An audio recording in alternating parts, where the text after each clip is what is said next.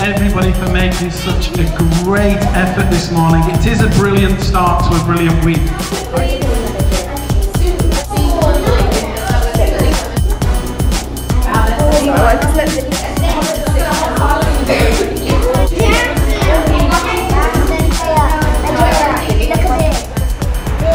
Mrs. Bulbul was there too. She was hatching eggs in her nest. They were all good friends.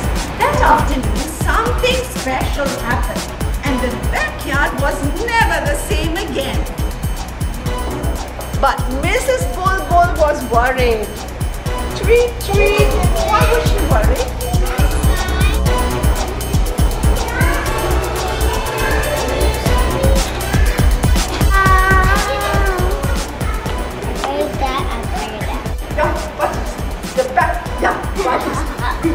We talk, we jump, we run, we have lots of fun as we get things done. The backyard parties are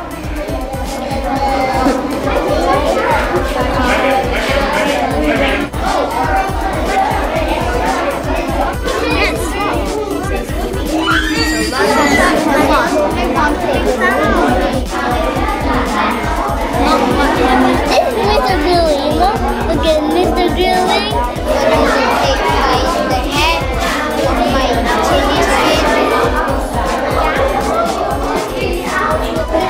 It's a dangerous place. With one smoky white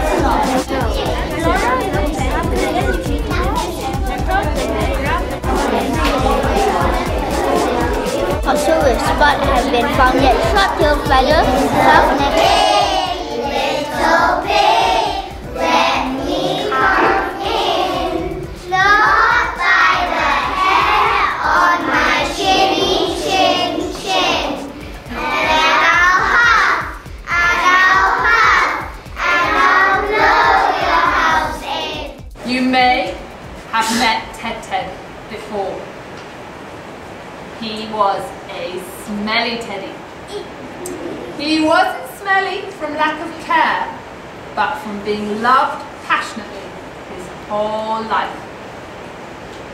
If you have met him before, you will know that it was Tilly who loved him so much, and that he once had a great but scary adventure in Mumbai, India's largest city. Nice to see you.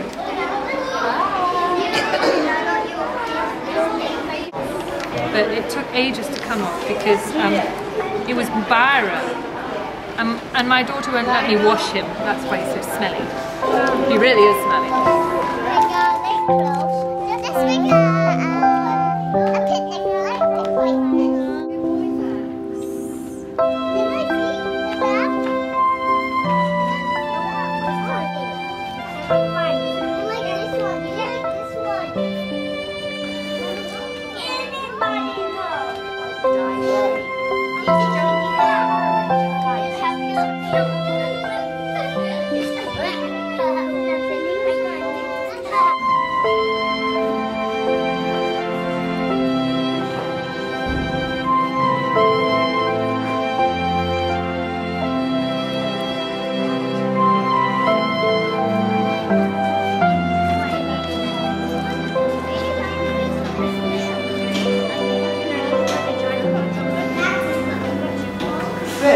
It read one of Bernard's books, and the monster smashed Bernard's toys.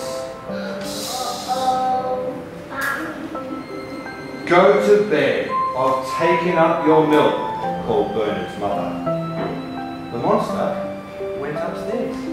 And Quackling looks up at the king and he says, "Quack, quack, quack, I want my money back." And the king says, "Be quiet, Quackling. Do you think that I, a king of France, am going to give a little dirty duck who lives in a muddy pond their gold back? You ducks shouldn't have gold in the first place. Anyway, I've spent all the gold. You can't have it back. That's not very nice, is it?" No. So Quackling says, "Quack, quack, quack, I want my money back." And the king gets very angry and he says, "Right, gardener, dig a hole in the garden and throw Quackling to the bottom of it. Dun, dun, dun!" And if the king was angry before, he's even angrier now. And he says, "Cook, I have just had my breakfast, but I'm thinking of my lunch. For my lunch, I would like to have duck soup."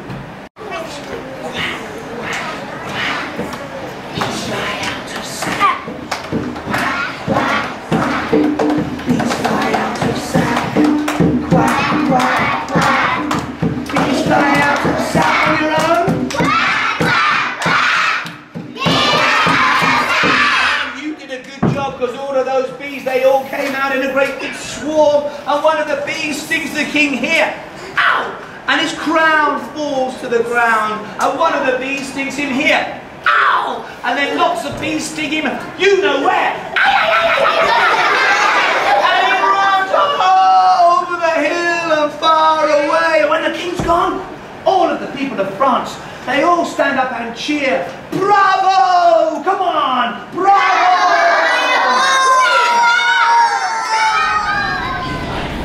Dagger, he knew only 4 tunes. He was a busy god. Nah, particularly in Ireland when he played, he made the seasons happen. When he played a tinkling tune, like the sound of water running down a mountainside, why, that was when flowers poked up their heads and said hello to the world. Later on, when he played a softer tune, why, there was a sweet breeze flowing across a field of oats. The bumblebees and the flutterbies were in the meadow, and that was the tune of summer. And later, as the leaves said goodbye to the trees, and they slowly fell to the earth with a sigh, why, that was the tune of autumn. And when, why, the strings felt as if they would break each time he touched them. A jagged tune when the snow fell and the bear went into his cave and the ground became as hard as iron. That was the tune of winter. And then, his fingers thawed and he played the tune of spring once more. Dagda would be that cool lad. There's only one Clive Pig in the world, and there's no wonder why. And so just tap in Clive Pig, and there's always a story or a song on there to listen to. Okay. So you know, do it next time you want to hear a story. Okay. Everyone. One last. High five. High five. 1,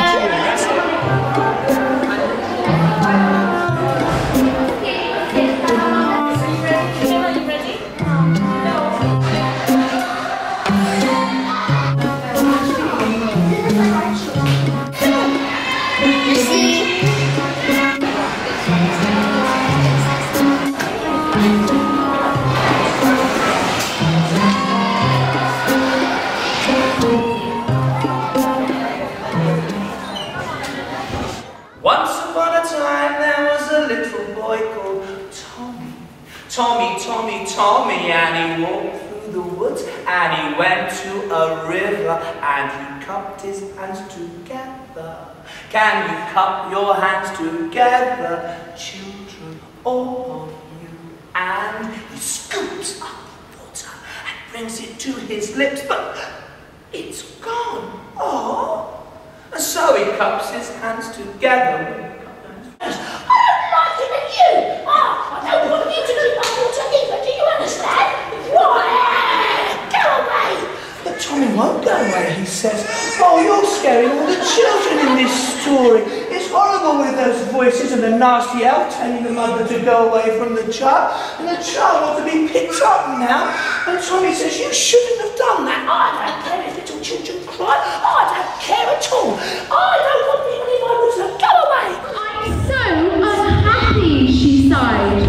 I'm so unhappy. I'm really fed up. I hate this job. Suddenly, as Cinderella was all alone, a fairy appeared.